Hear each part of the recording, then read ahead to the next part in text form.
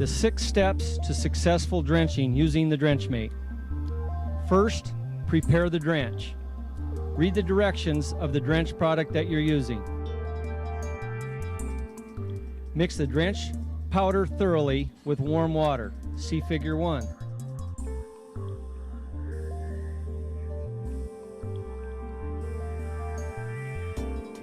Close the DrenchMate lid to prevent spillage.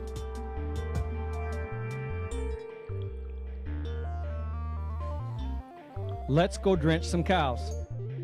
Step number 2, prepare the cow.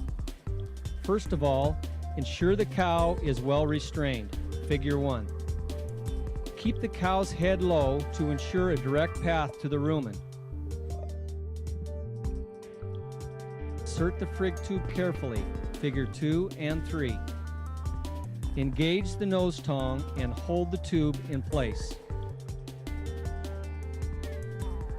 Step 3. Inserting the hose correctly. Carefully insert the DrenchMate hose until you feel the resistance in the back of the cow's mouth. Pause. She wants to swallow it. Do not force. Let her swallow the hose. Once the hose has been swallowed, feel the throat and make sure there are 2 hard structures. One will be the hose in the esophagus and the other will be the cow's trachea.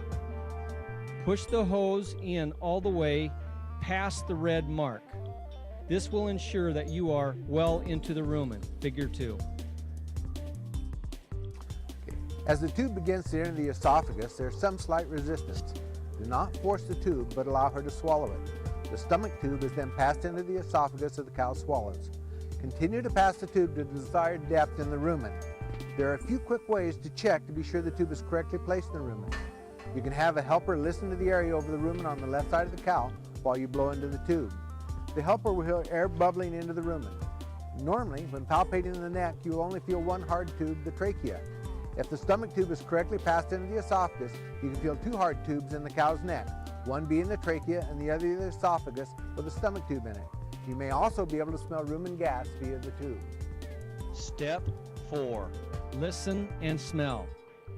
Before attaching the end of the hose to the DrenchMate pump, hold it to your ear and listen. Figure 1.